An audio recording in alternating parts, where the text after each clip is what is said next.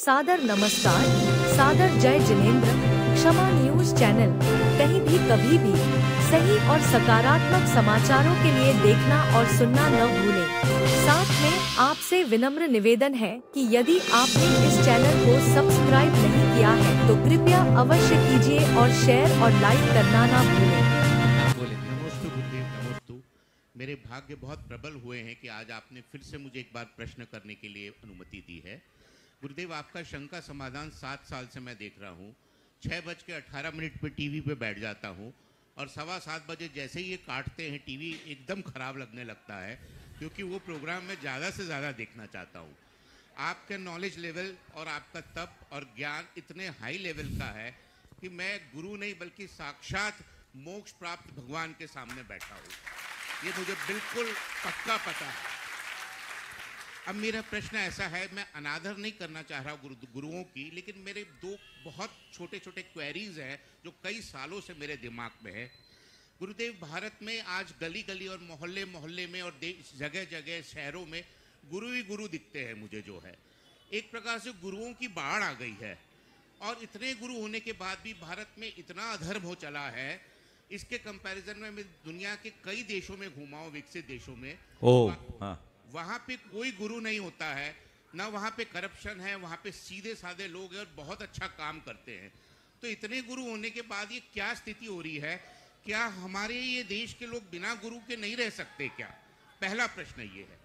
दूसरा, मैंने कई जगह देखा है कि गुरु जो है, लोग खड़े रहते हैं, बहुत सारे लाखों लोग, गुरुदेव एकदम आशीर्वाद देते हुए निकलते हैं।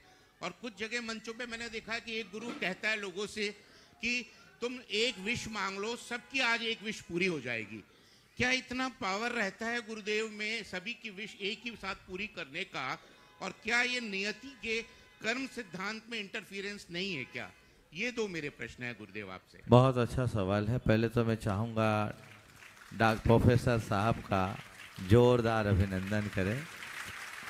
जन्मना जैन न होने के उपरांत भी लगातार 7 सालों से ये जिस तरीके की तत्परता दिखा रहे हैं, ये इनके निष्ठा के अभिव्यक्ति है। बहुत अच्छी भावना आपने प्रकट की। आपने जो सवाल किया, क्या गुरु के बिना हमारा जीवन नहीं चल सकता? और दूसरा सवाल, क्या गुरुओं के द्वारा दिया जाने वाला ऐसा आशीर्वाद पूरी तरह फलीभूत होता है? ये दो आपके मूल सवाल है, जो उसका सार। देखिए, बात जो आपने अपनी चर्चा के क्रम में कही कि इतने गुरुओं की बाढ़ आ रही है और भारत में सबसे ज़्यादा गुरु दिखते हैं, बाहर इतने गुरु नहीं दिखते। मैं तो इतना ही कहूँगा, दीपक की जरूरत वहीं होती है जहां अंधेरा होता है। समझ गए? अंधेरा है इसलिए प्रकाश, उजाले में प्रकाश की कोई जरूरत नहीं। तो इस देश में यदि आपको गुरुओं की संख्या अधिक दिख रही है तो आप ये मान करके चलिए कि यहाँ के लोग अंधेरे को भगाने के लिए तत्पर हैं।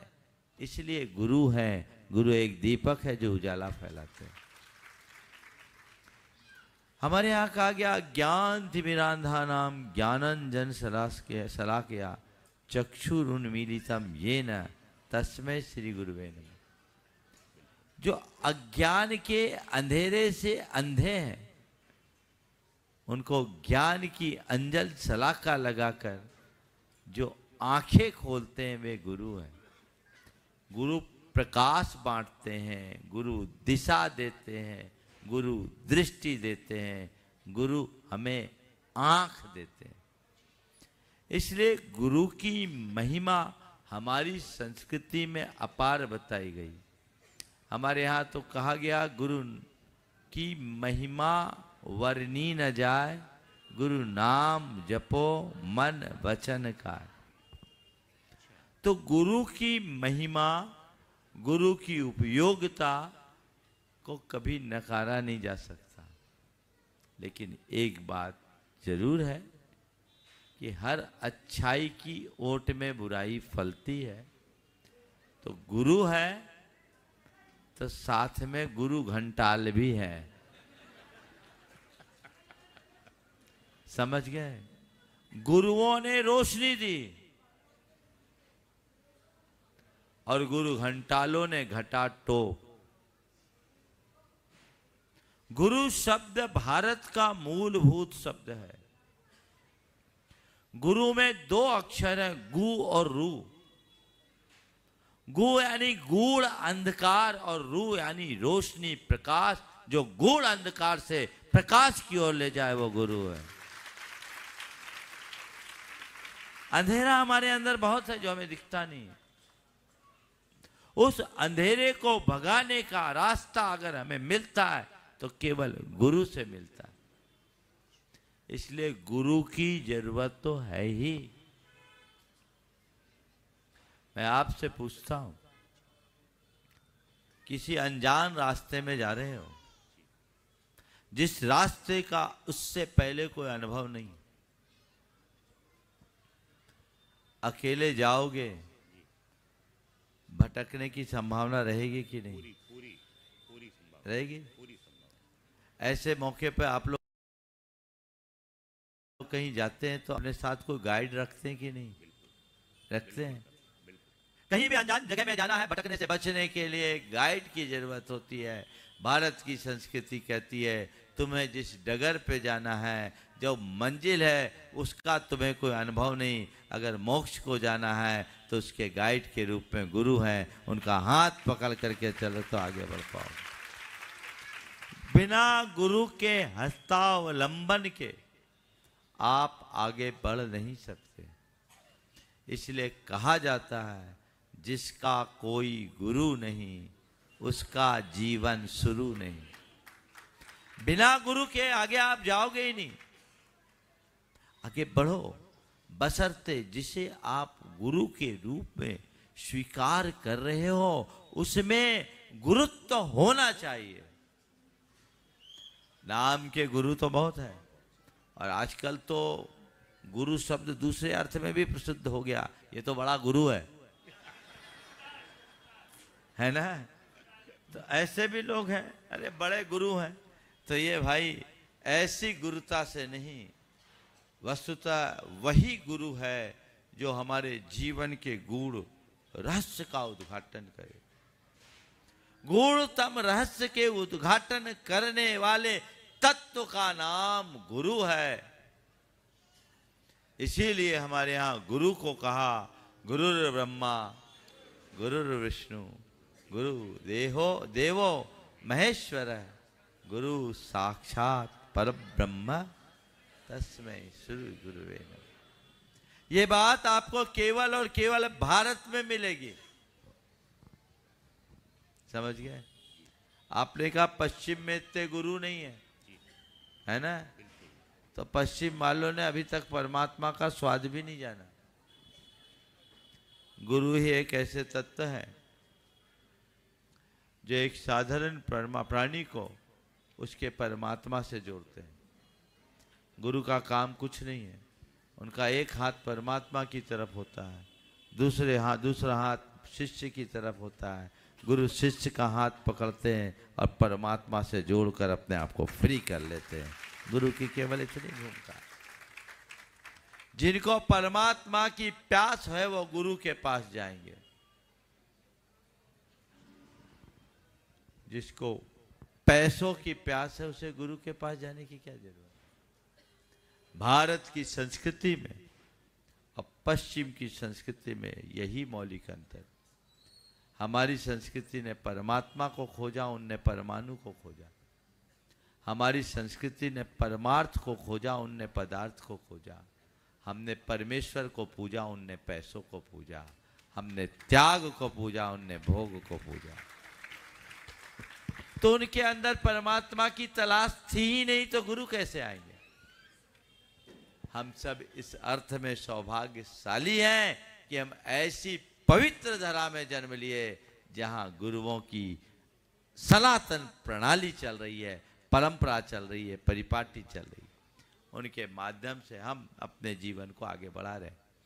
जहाँ तक गुरुओं की संख्या का सवाल है, तो गुरुओं की संख्या बढ़ना भी बुरा नहीं है, क्योंकि जितने मरीज बढ़ते हैं उतने ही डॉक्टर भी चाहिए पड़ते हैं। बोलो, है कि नहीं? तो मरीज भी तो ज्यादा है, तो डॉक्टर चाहिए कि नहीं चाहिए? बोलो बोलो। बिल्कुल चाहिए, बिल्कुल चाहिए। तो मरीज हैं इसलिए डॉक्टर हैं। हमें इस बात को लेकर परेशान होने की जगह हर्षित होना चाहिए कि हमारे यहाँ बीमारी तो है लेकिन इलाज करने वाले डॉक्टर भी बहुत हैं। अब ये बात अलग है कि आजकल झोला छाप फर्जी डॉक्टरों की भरमार हो रही है, उनसे बचना है। सरकार भी हमें अवेयर करती है, तो वो बचे, वो गड़बड़ी ना हो। गुरु के रूप में, गुरु के बिना तुम्हारा जीवन आगे नहीं बढ़ सकता, ये सत्य है, लेकिन गुरु किसको बनाना ये चुनाव तुम्हें करना है। हमारे यहाँ का गुरु भक्त बनो, गुरु मूल नहीं। गुरु भक्त बनो, गुरु भक्ति करो, पर गुरु मूल मत बनो। चाहे जिसको गुरु मत बनाओ। हमारे गुरुनाम गुरु ज्ञान सागर जी महाराज ने एक जगह लिखा कि 2 पैसे की हणिया, हणिया समझते हैं ना, मटका, कि 2 पैसे की हणिया खरीदते हो तो ठोक बजा के देखते हो। आजकल तो सिस्टम खत्म हो गया, पता नहीं बाजार में मटका मिलता है कि नहीं मिलता। पर पुराने जमाने में मटका खरीदा जाता था, क्योंकि पानी को ठंडा करने का इससे अच्छा कोई माध्यम नहीं। बच्चों के लिए मुझे खोलना पड़ रहा है, तो वो मटके की परीक्षा करने के लिए ठीक तरीके से पका है कि नहीं उसे ठोका जाता था, है ना। तो कहे 2 पैसे की हणिया खरीदते हो तो उसे भी ठोक बजाकर देखते हो, जिसे तुम अपना जीवन समर्पित कर रहे हो। उस गुरु को भी पहले ठोक बजा के देखो। ठोक बजा कर देखोगे तो कभी भ्रमित नहीं होगे, और लालची बनोगे तो गड़बड़ होगा। आजकल ऐसे ही है, लोभी गुरु लालची चेला, होए नरक में ठेलम ठेला। दोनों एक से, गुरु लोभी है, चेला लालची है, तो क्या हो गया? हाँ, गुरु लोभी सिख लालची दोनों खेले दांव, और दोनों डूबे बावरे, बैठ पत्थर की नाव। दोनों डूबेंगे। तो पत्थर की नाव की सवारी मत करना, नाव पर सवार होना। ये समझ हमें खुद रखनी चाहिए। गुरु हमारा आध्यात्मिक मार्गदर्शक है, तो हमारे लिए गुरु होने लायक वही है जिसके जीवन में अध्यात्म है। जिन चीजों से बचने के लिए आप गुरु का दामन पकड़ते हैं, यदि गुरु उन्हीं से घिरा है तो क्या सुख पार लगाएगा। 5 इंद्रिय के विषय कसाय, भोगों की प्रगाढ़ लालसा और धन पैसे की प्रगाढ़ आसक्ति मनुष्य को परेशान करती है। और यही यदि तुम्हारे गुरु में भी दिख जाए तो जो खुद डूब रहा है तुम्हें क्या तारेगा। इसलिए गुरुओं के संदर्भ में हमें बहुत गंभीरता का परिचय, गंभीरता से ध्यान देना चाहिए। अब आपका जो दूसरा सवाल है कि गुरु जाते हैं, आशीर्वाद देते हैं, उनके आशीर्वाद का क्या फल मिलता है, क्या आशीर्वाद फलता है। और दूसरा, एक मंच पर खड़े हो गए, तुम्हारी सारी ब्लिस, कोई एक विश मान लो, सब इच्छाएं पूरी हो जाएगी। देखिए ये क्या है, ये केवल एक सद्भावना है। गुरु का आशीर्वाद फलता भी है और नहीं भी फलता है, समझ गए। हम आशीर्वाद देते नहीं, आप लेते हो। क्या बोल रहा हूं? लेते हैं। हम देते नहीं हैं, आप लेते हो। क्या होता है उसको समझिए। आपने श्रद्धा से नमन किया, हमने सद्भाव से आपको आशीर्वाद दिया। साधुओं के त्याग तप की जो रेज है, वेब्ज है, वो तो जाती है, वो आपके मनोभाव को प्रेरित करती है। आपके हृदय में श्रद्धा पहले से, गुरु ने आशीर्वाद दिया, वो वेव्स आपके अंदर गई। इस श्रद्धा और इस वेव्स दोनों के परिणाम स्वरूप आपके अंदर एक आश्वस्ति का भाव आता है कि गुरु का आशीर्वाद मिल गया, अब मेरा काम हो जाएगा। तो ये क्या होता है? ये आपके आत्मविश्वास को डेवलप करता है, आपकी पॉजिटिविटी को डेवलप करता है। आपके अंदर जब सकारात्मकता आती है तो आप सकारात्मक चीज़ों को अपनी ओर अट्रैक्ट कर देते हैं। और जो विज्ञान का नियम है लाइक अट्रैक्ट लाइक, तो वो सब अच्छे अच्छे को अट्रैक्ट कर देता है। आपका काम बन जाता है, तो काम बन गया तो आप कहते सब गुरु के आशीर्वाद से बना। तो एक कृतज्ञता का भाव है। लेकिन गुरु ने क्या किया? गुरु ने केवल हाथ उठाया। हमने अभी कहा कि गुरु आशीर्वाद देते नहीं हैं, आप आशीर्वाद लेते हो। जिसमें लेने की जितनी प्रबल ललक होगी, गुरु का आशीर्वाद उतना फलेगा। समझ गए? एक बार ऐसा हुआ, एक राजा परचक्र के आक्रमण के अप्रत्याशित आक्रमण से अपने आप को बचा नहीं सका, उसे जंगल की ओर भागना पड़ा। जान बचाकर जंगल में भागा। जंगल में उसे एक संत मिले। संत से उसने अपनी आप बीती बात सुनाई। संत ने कहा, देख तेरा राज खोया है पर घबरा मत, मेरे पास एक चमत्कारी सिक्का है। अभी मैं उछालता हूँ और तय हो जाएगा कि तेरा राज तू पाएगा या नहीं। मैं सिक्का उछालता हूँ तो हेड या टेल बोलना। संत ने सिक्का उछाला, उसने हेड बोला, सिक्का में हेड आया। गुरु ने कहा, जा मेरा आशीर्वाद है। हेड आ गया, तेरी विजय सुनिश्चित है। राजा गदगद हो गया। उसने अपना सैन्य संगठन मजबूत किया और योजनाबद्ध तरीके से वापस अपने शत्रु पर हमला किया। उसे पराभूत किया, बंदी बनाया और अपना खोया हुआ राज फिर से पाया। जैसे ही राज पाया, गुरु के चरणों में कृतज्ञता ज्ञापित करने के लिए फिर से आया और कहा, गुरुदेव आपने तो निहाल कर दिया, आपके आशीर्वाद से कमाल हो गया, आपने धन्य कर दिया। मेरा खोया हुआ साम्राज्य आपके आशीर्वाद से मुझे फिर मिल गया। बहुत बड़ा चमत्कार है आपके आशीर्वाद का। गुरु ने कहा, मैंने क्या किया भैया, सब तो तुम्हारी पुरुषार्थ से हो। अरे महाराज, सारा खेल आपके चमत्कारी सिक्का का है। सारा खेल आपके चमत्कारी सिक्के का है। गुरु ने कहा, एक काम कर, आज फिर से उस सिक्के का परीक्षण करते हैं। हाथ उठा। हाथ सामने, राजा ने अपना हाथ बढ़ाया। संत ने अपने झोले में हाथ डाला और हाथ डाल के सिक्का उसके हाथ में डाला। और जैसे ही सिक्का हाथ में रखा, बोले देख क्या है? बोले हेड है। बोले से पलट, उसमें क्या है? तो उसमें भी हेड था। बोला मैंने यही सिक्का उछाला था ना, अब बोल क्या हुआ? मैंने क्या किया? मैंने कुछ नहीं किया, केवल और केवल तेरा खोया हुआ आत्मविश्वास जगाया। गुरु केवल यही कहते हैं। हमारे गुरुदेव ने एक बहुत सुंदर हाइकू रखा है। देखो थोड़ा टाइम हो जाए, लेकिन विषय बहुत अच्छा है, इसलिए मैं इसको पूरा करूंगा।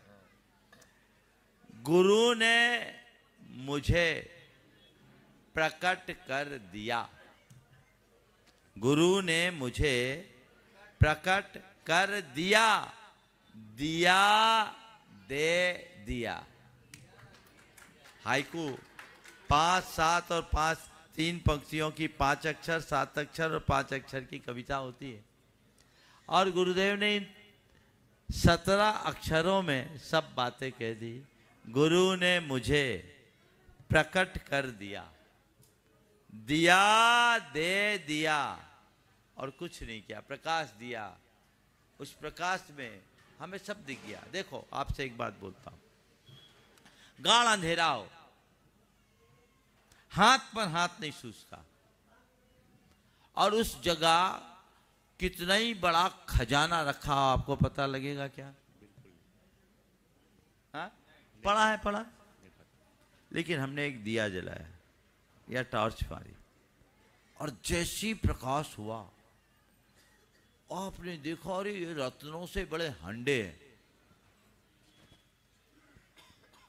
है ना।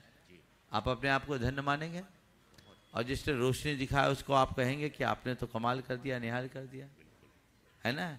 गुरु हमें कुछ नहीं देते, गुरु केवल हमें प्रकाश देते हैं। वे कहते हैं देख तेरे अंदर रत्नों से भी कीमती खजाना है, पर इतना प्रगाढ़ अंधेरा है कि तुझे दिखता नहीं। मैं तुझे प्रकाश दे रहा हूं, तू देख, इस दिए के आलोक में देख। तो अगर इस दिए के आलोक में देखेगा निहाल हो जाएगा। अरे गुरुदेव मैं तो कंगाल था, आपने मुझे माला माल कर दिया। अरे भैया माला माल तो तुम पहले से थे, गुरु ने क्या किया, दिया दे दिया। समझ गए। इसलिए दीपक जी अब दे दिया आपने, दे दिया। बस अब वो दिया लेके रखो, संभाल के रखना, इसे बुझने मत देना। बहुत बहुत क्षमा न्यूज चैनल पर विज्ञापन देकर धर्म प्रभावना में बने सहभागी। विज्ञापन देने हेतु संपर्क कीजिए मोबाइल नंबर 9026900740 एवं समाचार एवं वीडियो भेजने हेतु व्हाट्सएप नंबर 9335236222। क्षमा न्यूज चैनल देखने के लिए आपको बहुत बहुत धन्यवाद। सादर प्रणाम। सादर जय जिनेंद्र।